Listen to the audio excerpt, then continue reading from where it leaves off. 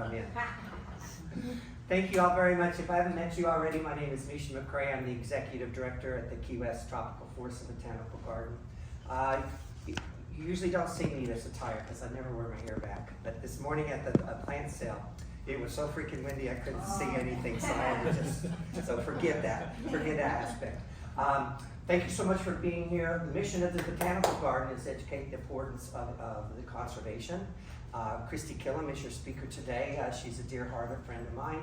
I actually met her back in 2004, 2005 because she was an educator here with our Living Life department. She comes to us from here, over from the National Key Deer Refuge where she was a park ranger. If you are any updates on the papers as well as Facebook, she's got the keen eye for photography of wildlife, and she has the love and enthusiasm for both of it. So at this time, I'd like to turn it over to Kristie. Before Kristie starts, at the end, if you wouldn't mind filling out an evaluation for us, it helps us with our grants. It's part of the requirement, so we greatly appreciate that. So thank you much, and the floor is yours. Thank you. My job today will be to not trip down these steps. So, welcome. Glad to see fellow photo and nature enthusiasts out there. My job today isn't to talk so much about my photography, but to hopefully inspire you to get out there and take photos, get outdoors in nature, take your stuff to the next level, do something with your photos other than leave them on your cell phones. We have a photo club up on Big Pine Key, and we joke about dying with 100,000 images on our computers, but if you don't do something with them, you're just not gonna, what have you, I don't know. So, and some people, just the Instagram or Facebook is enough, but my job today is to try and encourage your creativity to take it to the next level. And so we have our house, think about the art that say you hang in your house, kind of like these examples here. And they're beautiful, right? They're gorgeous. So, but what I think, they're two-dimensional, right? They're there, someone else took these photos, they might inspire you, might have it up in your bathroom, your living room, above your sofa. But when you get out there and take these things and you print them, there's stories and memories behind these photos. You kind of create a three-dimensionality to your photos that nobody else has. And so it's so much more meaningful to be in your house, and that's the photo you took of your family on vacation. Or that bird encapsulates like a whole experience. You took an eco tour or something to Mexico, and you saw wild flamingos for the first time ever. You took a trip to Marathon and saw wild flamingos for the first time ever. So these photos, think of it as being more creative, but also to create a way to capture your memories and your stories of being outside in nature in like such a way that it just makes you smile. When you wake up in the morning, you get out of bed and you're like, look, you're making breakfast and there's your picture of your experience or them. So that's my job today. I wanted to tell you there's a variety of different, you can put photos on coffee mugs, you can put, nowadays if you go to like Vistaprint, you can do shower curtains, you can do all sorts of crazy things. Some of the more traditional ones though, like I finally, after about 10 years of taking photos, decided to try one printed on metal. So metal's a neat kind of thing that goes, we're used to, we all grew up with this, but modern technologies nowadays are kind of allow you to do metal, to do acrylic, canvas. So that was a flamingo down at a place called Horseshoe Key there in the Florida Keys. Canvas, there's a gazillion. You can even get canvas stuff done at Walgreens or possibly CVS too, or I forget which one of the ones, but kind of crazy. You can walk into a drugstore and get a canvas print, and they're super light. So they're like, if you're like, ooh, I don't want to hang up a metal thing because it's right next to the door and the door keeps slamming, and if it falls, I don't want it to shatter in a million places. So canvas is a really nice thing. This was one of my favorite. This picture of this duck was one that inspired me to get a little more artsy with my photos, because I want to talk about today how summer, like wildlife and beautiful scenery photos, but you can actually make them a little bit more on the artsy side just by learning some different techniques and thinking outside the box when you're taking pictures. How many people take most of their pictures with iPhones? Raise your hands. Okay. Wow, the whole crew here. Okay, so that'd be a different thing. How many people use like a camera? Okay, so what kind of camera do you? I shoot Canon. Canon? Okay. It's a Canon R6, it's a mirrorless. Okay, so is that mirrorless and like the one of the top-notch new, fast shutters, fast? Okay. At the time, so this one is. Okay, and then Ed? Olympus. Olympus? Okay. What kind? Because I'm not as. All right. But is it a DSLR? Is it a mirrorless? Do you know the differences with, how old is it? About 10 years. Okay, so it's probably a DSLR, so, okay. Okay, And I have different lenses for it. good, that's good. So having cameras with different lenses gives you a little bit more flexibility with stuff than, say, your smartphones and stuff. But smartphones have gotten really amazing. We were out doing astrophotography, like of the Milky Way last year, and a friend had like one of the new Apple, I don't know, I forget which one it was, but she took a picture of the Milky Way just like, and I was like, oh my gosh, how's that possible? It blew my mind. Anyway, we'll get started. So the idea is think about how ways you can kind of bump up your creativity and do something with all this hard-earned effort other than just having it on a little teeny smartphone that you just scroll through and look at. Misha, are you gonna change are you gonna be my slide changer? I would be happy to do that. Let me get the lights. Okay. My sister could do it too if you'd like to. Do you want to show her If how you to don't do it? mind, Yeah. Show her how to do it. Yeah, I just don't know. Don't mess it up. It's- My sister's in from Pennsylvania, It's so hard. You hit the page. we'll put the down. pressure on it. Page down. Or maybe it's the arrow. Oh, God. See? No, it's not. Oh, Ah, yeah. there we go. Okay, so it is the arrow. Just this arrow. Okay. That's the blonde version of the direction. So, Misha did the introduction, but yeah, I grew up in Philly area of Pennsylvania, and I'd always had an interest. We were at that generation where your parents kind of shoved you out in the woods to play in nature because there wasn't a whole lot else to do in the area. It was out kind of in the suburbs. So I kind of fell into that, and so I went into a career in marine biology and then teaching high school. But it's always been in a conservation kind of field. The last 10 years before I retired was at if you guys have never been to the Nature Center on Big Pine Key, it's a wonderful place to go. I'll put in a plug for that. So it's typically open Wednesdays through Saturdays, 10 till 3. So a neat little nature center in and of itself too, and a wonderful place. So that's who I am.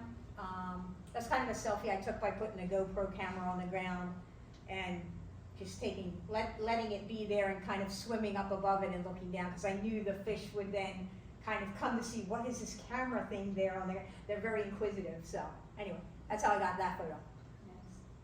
Next slide. Okay, so this is, I talked about my little blue-winged teal, which are down here in the wintertime. They are very difficult to get a picture of. But if you're out at a wetland area, whether it's a freshwater lake or they get them here at the garden periodically. And just beautiful birds. And yes? I'm sorry to interrupt. No, it's okay. So the question is, I noticed how you're down eye level with the bird. Yes. Were you down in the water? I was sitting on my butt in the mud on the shore. On the back. And ducks are very skittish. Like they get hunted when they go home for the summer, for the summer to raise their kids. They go north, and in lots of parts of the country, blue-winged teal is a bird that's hunted. So they're very alert and skittish, and they'll talk to each other in little peeps, like beep, beep, beep, beep, beep. And if you hear those peeps, they know that you are there. But you almost have to get there ahead of time, and this is what I encourage you. If you're interested in wildlife photography, you have to let them come to you. If you try and sneak up on them, no way.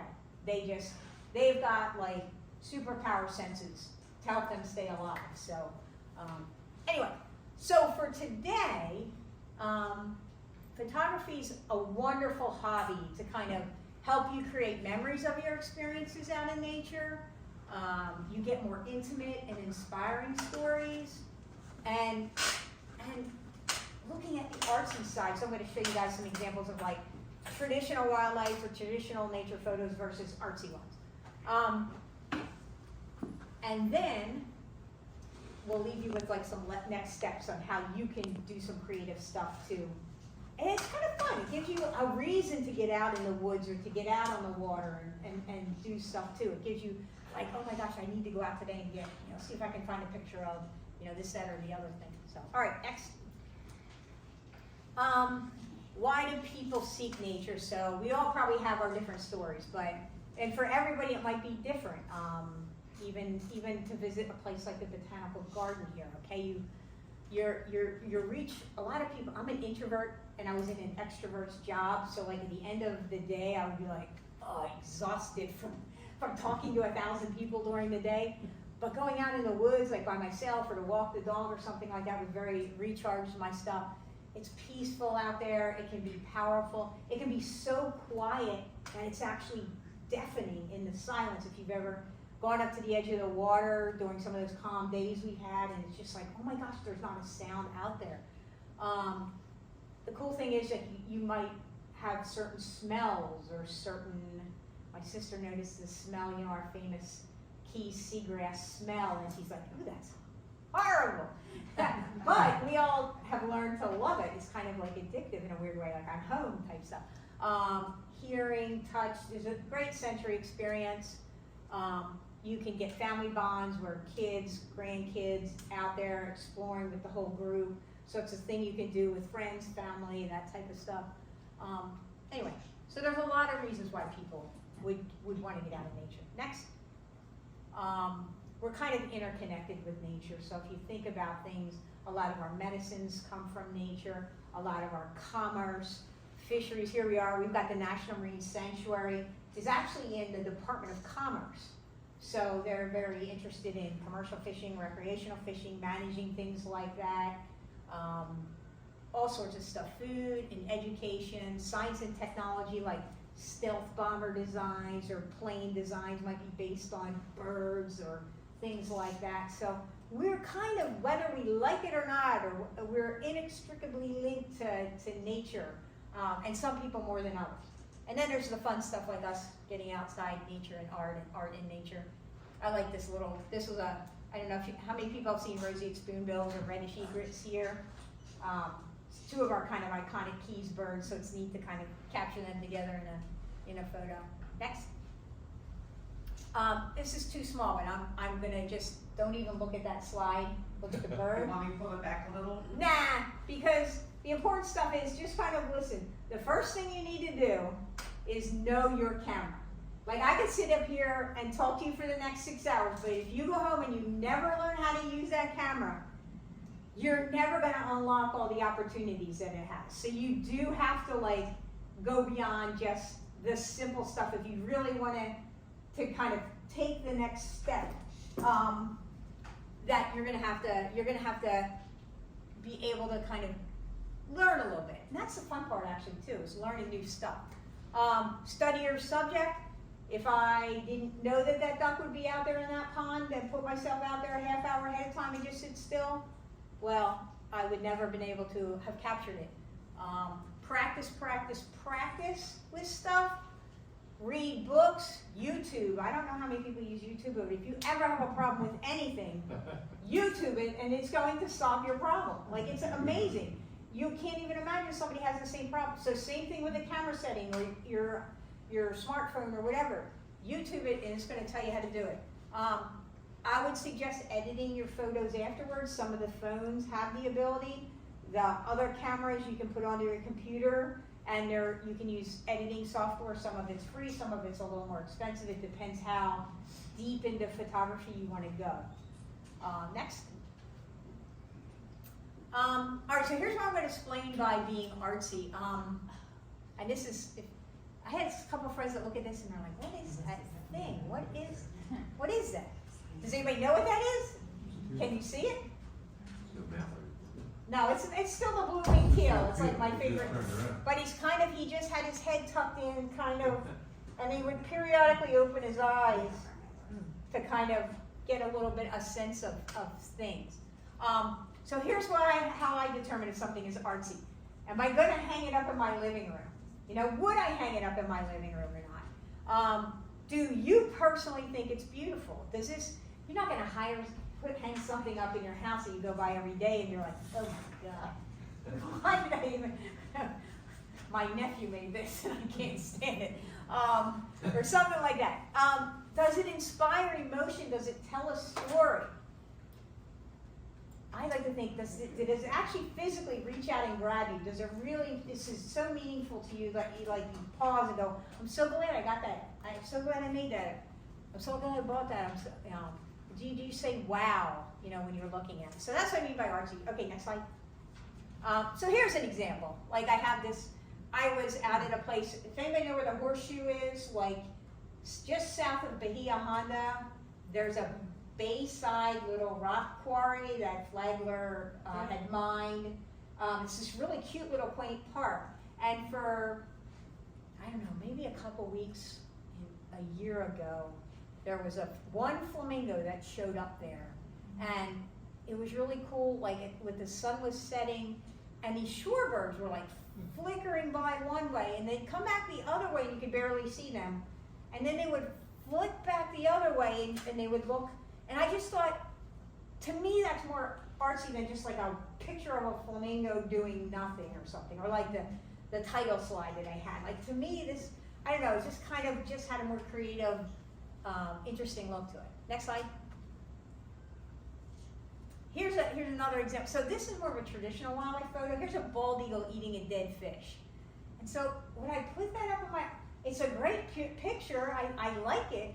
It tells the story of wildlife, but I'm not necessarily going to put it up in my living room type stuff. So there's a little bit difference between what you might put up in your living room and what might be considered a really good, and maybe you just want a really good wildlife photo, and there's nothing wrong with that.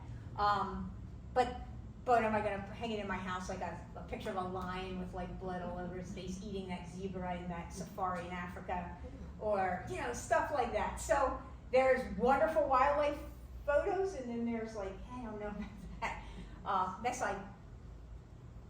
It can be simple. It can be minimalist. This was just a wave that I was noticing as this wave would come in. It was light green underneath, and it would get all these little ripples on the top right before it crashed. And I just thought, God, that's beautiful. And it to me, I know all the backstory. I know where I was. I know, and you guys have that same stuff with you too. Our watercolors here are beautiful. So it doesn't have to be a thing. It can just be very minimalist and still be beautiful art. Okay, next. Or you could put Keys critters in there, where we're up Big Pine in that area. The key deer are big things. But you could do it black and white, so it's not quite so literal an experience, but something a little more black and white tends to be viewed as somewhat more of an artsy type option to photography. Next one. I like to say, if you can't find nature in the Florida Keys, you haven't gotten out of bed yet. Okay, we had a alligator in our canal this morning. We had birds. We saw white pelicans on the way down here. So many plants, so many flowering plants, so many beautiful landscapes, sunsets, sunrises, things like that. So get outdoors. We have 3 national parks on either end of this: Fort Jefferson and Biscayne and Everglades. They're just a stone's throw away. Get out there and adventure. There's 4 national wildlife refuges in the Florida Keys. There's 10 state parks. Tons of smaller, I call them hidden gems, that are like the botanical garden here, that are strewn throughout the Keys. And then we're all surrounded in the whole Florida Keys National Marine Sanctuary. So get out there and explore. Next slide. Or you can do the lazy person's thing like I do a lot in the springtime. If you landscape your yard, even with a few native plants or even flowering plants, in the winter you might get hummingbirds. Down here this far, I have a friend who gets painted bunnies and hummingbirds and stuff in her yard. These are all taken like from my bedroom window. I open the thing during spring migration, I pull the screen out and I sit on my bed with the camera perched on the windowsill. So if you turn your yard into a bug and butterfly and bird and deer kind of like place, you don't even have to leave the house and you get cool stuff coming by. So these are all examples of this. There's a neat migratory season in the spring and in the fall where we get birds and butterflies that might not be residents of the Keys that are just popping through for like a week just to rest and get some and refuel. Okay, next time. Next slide. Next time. We have water everywhere, so use that to your advantage. You're going to get reflections.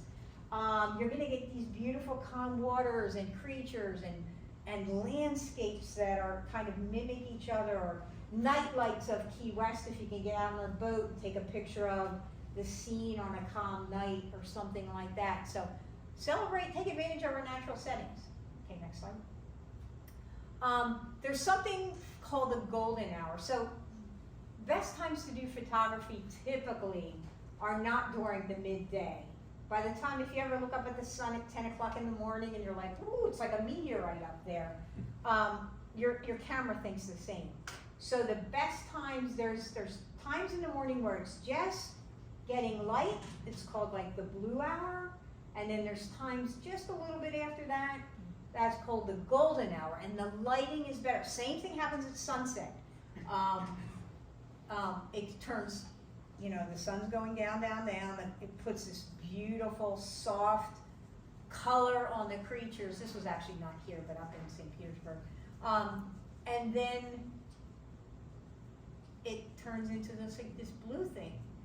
Sunsets, I don't know if people, it took me the longest time when I was a kid, when I was, you know, in my 30s, 40s, I thought in a sunset you had to have the picture of the sun in it. And what I realized was, for sunsets and sunrises, is the lighting, even like a half hour or 45 minutes earlier, is much better than you're gonna get when that giant orb comes up like, yeah, and it's just like, I can't look at it.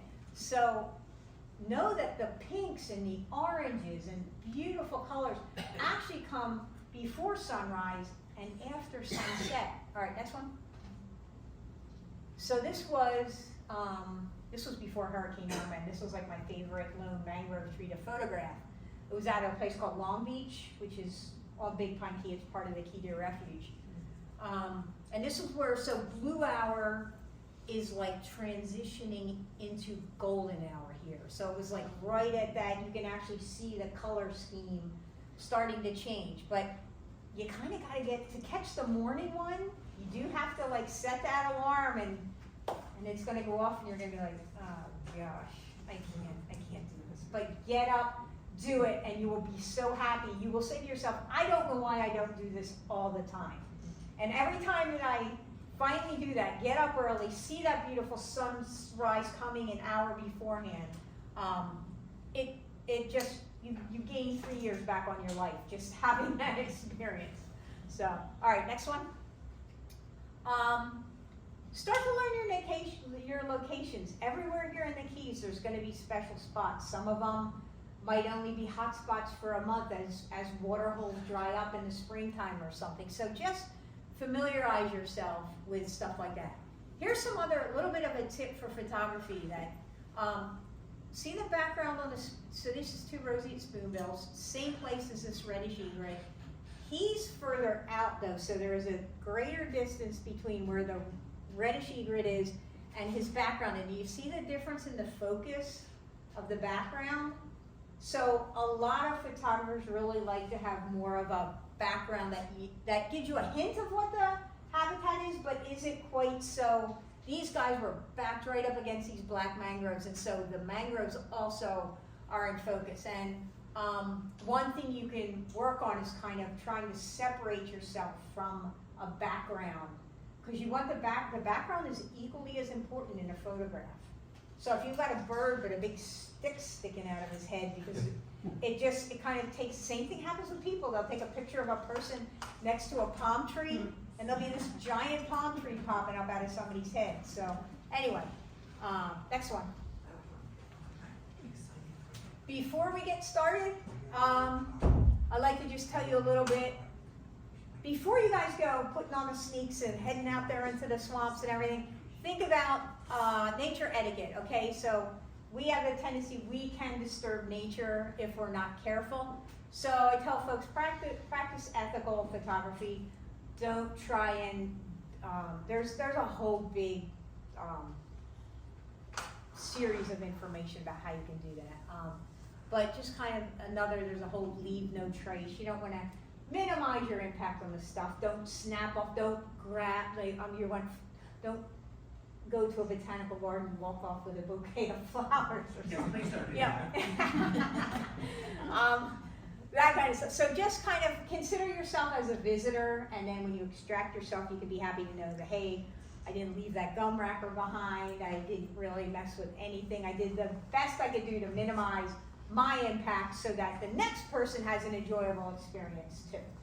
I would say that there's even within birders, there's like a philosophy, like if you've got a bird and it's nesting season, some people will play like the bird's song. And the bird will get angry that somebody else is in their territory, and the bird will come right out and be like literally right there. But at that time, their nest is now abandoned. And believe it or not, there are hawks and other birds that are just looking for that opportunity.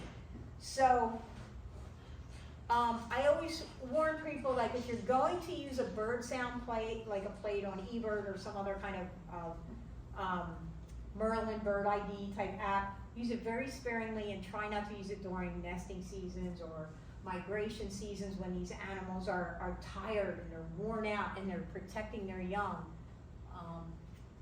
And then use your stuff to try and foster the nature experience with your friends and family, your neighbors, things like that. So you guys become stewards of nature so that future generations can have these same experiences. So we're not the only ones out there, but that we're preserving this opportunity for kids, grandkids, et cetera, et cetera.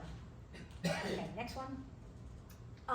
Again, don't look at this one again, because I'm going to give you some things, but I did want to use this one for this bird. So typically when they talk about, like, say you're photographing birds, give them space to look into the photo. You wouldn't want to have this photo end like right here, and that guy's face is like jabbed right up to the, like, oh, he's right up on the edge, and I'll show you that. Go ahead to the next one, because I think I have some examples that kind of, so see how, so here's a great blue heron. It's got a little bit more of his landscape where he lives. And here's one, and I purposely like cropped it right up to his face, and you can see how it just doesn't feel right? It looks like he's jammed. And that's what so they always say, even if it's a person looking, like if I'm looking out and there's a whole landscape, add some mystery to the situation. But if I'm looking out and there's like this wall like right here, it looks like something out of Blair Witch Project or something. It's a weird kind of it doesn't feel right to us. Make sure, this is some of the beginner's first errors, is not having your horizon level. And then everybody who starts into photography, then you start judging everybody else who doesn't have their landscapes level. So that's one of the simplest things is like, we have so many ocean views here. Level your landscape as best as you can. And in post-processing, there's editing software. It doesn't have to be perfect. So you're like, oh, I can't do it, it's not perfect. Don't worry, in your editing software, you're gonna be able to get it, scooch it level. But you see it's a pretty picture, but it's just not level. All right, next time. Other things to watch out for when you've got like white anything, whether it's clothing. I think wedding photographers have conniptions about the contrast between white bridal outfits and then black tuxes, and you've got to get them both to be exposed at the same thing, and it's not an easy thing to do. I was very proud of that white ibis kind of coming in for a landing photo for years until people pointed out, well, he's really overexposed. You've blown out the highlights. And so that's what, sometimes when you have a camera with settings that allows you to kind of tweak them around, it's a little harder to do your iPhone does a lot of, or your smartphone does a lot of the thinking for you. So it's harder to not overexpose sometimes, but that's what you're gonna try and not, what they call blow out the highlights. And here's a picture of a key deer with the, all I would have had to do was move another, like 5 feet to the right, and then he would have been more in this pretty background. But those are mistakes you make. So try not to have like sticks and trees growing up out of people's heads, or that look awkward or unbalanced. Next. So I was just going to talk about honing your skills. This was more of a wildlife biology or wildlife photography thing, but you want to just there's different buckets for stuff. So traditional wildlife photography is nothing to scoff at. Like I'm talking about turning that into a more artsy feel, but there's nothing to scoff at. Like beautiful, and this was a nice key deer in the red mangroves where they hang out. He's getting dinner one night. He walked out there, and he was munching. You can see there's like a browse line here. So when they go out there and they browse, the taller deer are able to get to the vegetation, but they pretty much grazed it, up to that level, like a topiary type experience. But it's a beautiful kind of out in nature, and when you guys get to take pictures like that, it's worth celebrating. Next one. And then, that was very vivid, but it's over vivid. But the more you practice, the more you're ready. This was a flamingo out on Big Torch Key a couple years, 2020 actually, during COVID. And it was like this thing that drew us all out of our, it was summer of 2020 when everybody had been inside forever. And this bird was like this magnet that just attracted the community and people. And all you had to do was drive your car up, pull off the road, and here was this wild American flamingo, like from either Mexico or Cuba or somewhere. And he stayed to visit for about 3 weeks. Well, he didn't like people. He stayed back against the the red mangroves. And one morning I was here, probably 5 or 6 other people, but the no-see-ums were just super it was dead calm, and the no-see-ums were eating everyone alive. And I had actually worn long sleeves, long pants, so I was kind of not being bothered by them. I had a buff on my head and stuff, but everybody else is like running for their lives. Well, the minute everybody else packs up and leaves, all of a sudden it's dead quiet. And I just sat there and I was quiet, and lo and behold, this magnificent bird that had been way back, like past where that back wall is, suddenly starts walking toward me, and I'm like, yeah, I'm like starting to sweat, and I'm like freaking out, thinking, oh my God, this is him, and I can't. So when you practice a lot, you kind of set yourself up for success. And I had been experienced enough with photography that I was like, okay, breathe, settle down, do this, you can do this, type stuff. And he ended up parked behind a little red mangrove, and it made for a really neat picture. So anyway, so practice. And get out there and take photos of plants, of wildlife, of scenes. Next one. Okay, so here's a couple photos. Which one? How many of you guys, if we were going to do artsy kind of photos, if we're thinking along the lines of shoving your traditional photography into more of an artsy look, how many people feel like that this is the same exact bird? One is kind of like in flight, one's sitting there with kind of backlit with light. How many people would raise your hand and think this is a more artsy photo than, say, that one? Raise your hand if you think that one's a little more artsy. Raise your hand if you think the Kestrel in flight. Okay, so look at this. It's split 50-50. So that's what, everybody's got different ideas about stuff. So I personally would have picked this guy, and not so much the sharp one, just because I felt like, but, there's 15 of us in the room, and we've all picked, it's kind of split 50-50. So let's go to the next one. We'll do another test and see. So here's a picture of a yellow-throated warbler, and in that same bird, different. He just went from one branch to another branch. How many people think this one's more of an artsy thing? Okay. How many people think that one's more artsy? So there we go. We're not getting unanimous here. And that's the thing. All of this stuff, it's subjective to our own personal tastes and things. So don't worry about what your friends or family thinks of your photo. If it really speaks to you, do something with it, okay? Make something of it. Next one. All right, don't read this stuff, but we're gonna go through some ideas to think outside the box. So here's how here's how when you start out doing photography, you're gonna walk along, you're gonna take pictures at eye level with your iPhone, and you're gonna walk around all day Key West like that, and you're never gonna, so my job right now is to show you alternative ideas to just think outside the box a little bit. All right, next slide. The first thing I would say, so when you are able to crop or edit, some photographers frown on cropping, others are like, hey, I want to just do different things. Don't listen to anybody else. Listen to yourself, okay?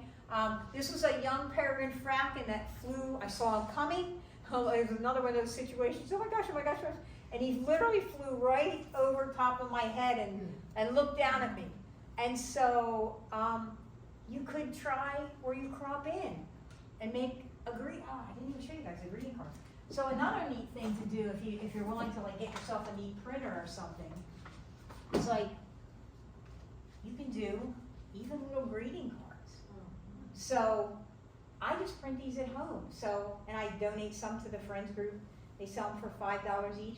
But you know how you're always like scrambling, you're like, oh, niece or nephew or cousin or uncle, mother, birthday, and you're like, oh, I need a card, I don't want to go out. It's like you have some yourself that you yourself made.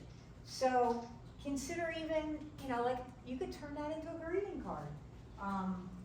So that was just one of those other options. Okay, next one.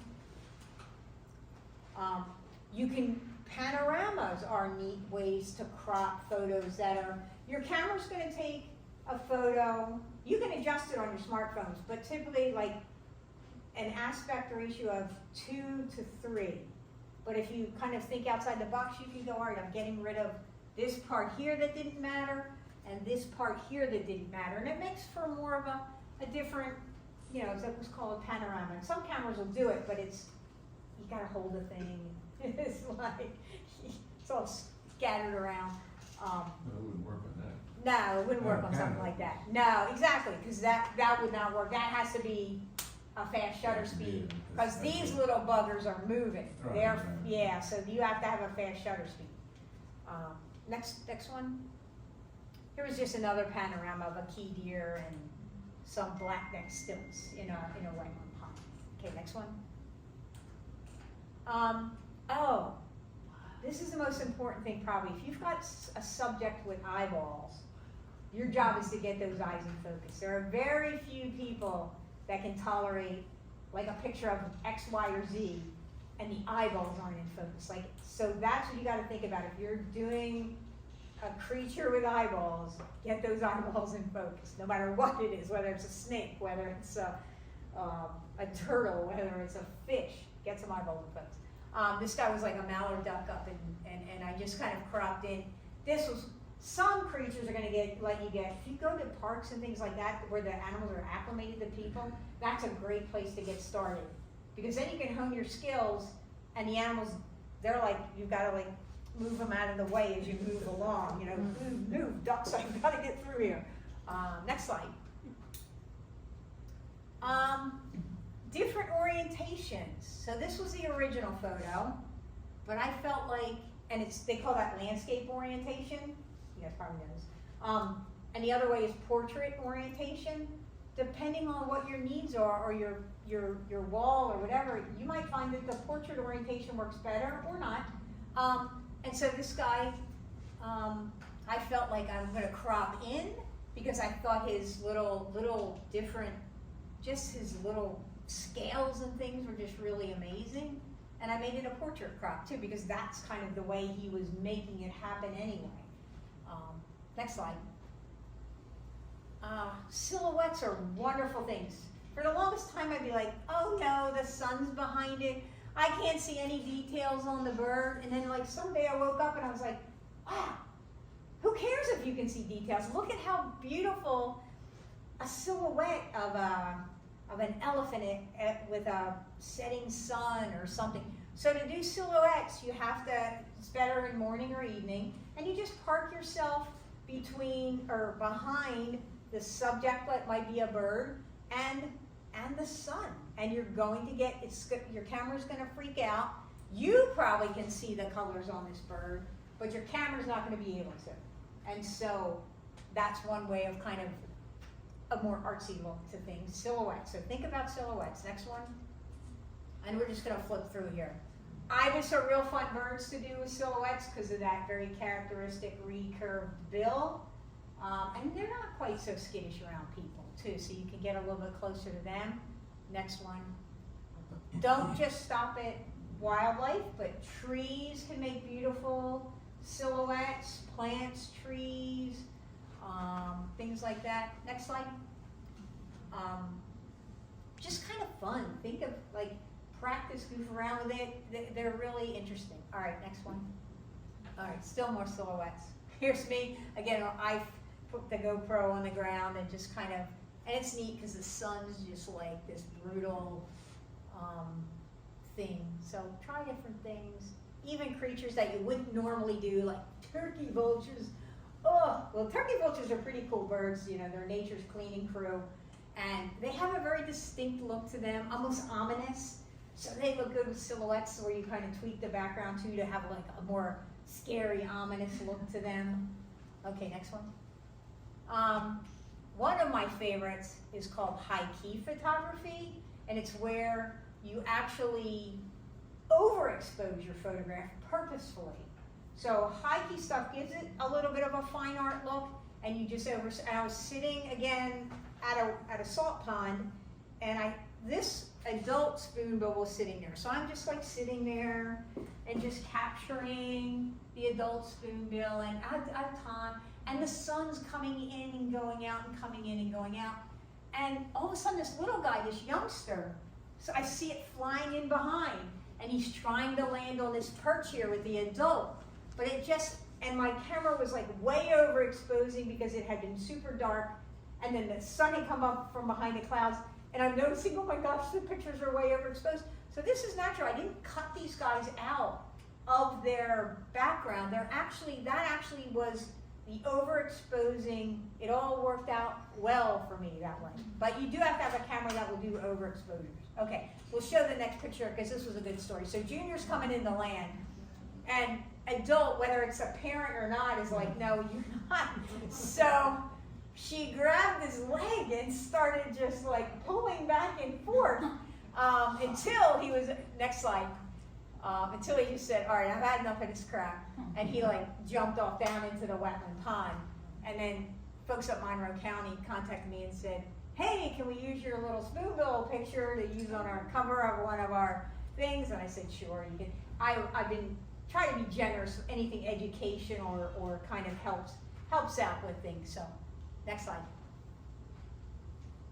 The best, you know, people don't typically think of gray, cloudy days as good days to get out and take photos, but they are because you don't have the harsh lighting. Suddenly it's muted. And this was my original photo. So this was one I did take, and it's a gray, horrible sky. It looks bleh. But in post-processing where I edited, I was able to bring up the whites, so to speak, and it gives it more of that high-key look. Okay, next one. A couple other examples. Blue hole, you can do that with the alligators sometimes. So if you perch on that platform and it's a cloudy day, you're going to be able to kind of expose and get stuff like that. Next one.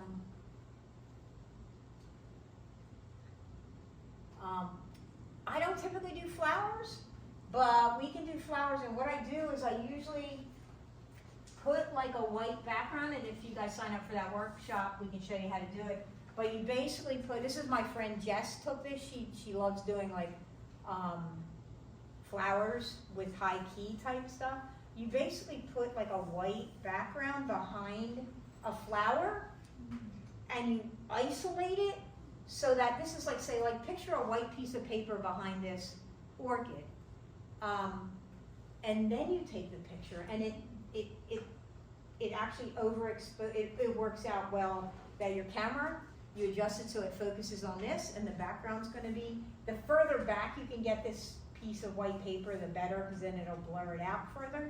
But that's a neat way if you love doing flower photography or plants and things like that. If you like the high key look, you just get a white background. So if you, we'll show that if you guys ended up doing the workshop or something like that. We can walk around here and try on some of the plants here. Next slide. A little more. Okay, next. Just to give you guys some ideas. There's an opposite thing that's called low key. So low key is when it's darker and more moody, and this was an alligator in our canal that kind of just towards sunset or afterwards, so gives it more of a dark, kind of moody look to things. And they're also really good for creatures that have like feathers or fur, because with the sun behind it, and you might, I don't know, kind of just can show just the textures on the fur or feathers. Next one. This is a little ovenbird just in the forests. Again, kind of a low-key shot, but not totally, somewhere in between. Next one. Other couple, you know, if you get out there, and just, it's a different look to things. It's an artsy look to things. Okay, and that's called low-key type stuff. And it's easier when it's darker to do like low-key, or just at sunrise. Next one. There's a key here, similar thing. Okay, go ahead. Black and white.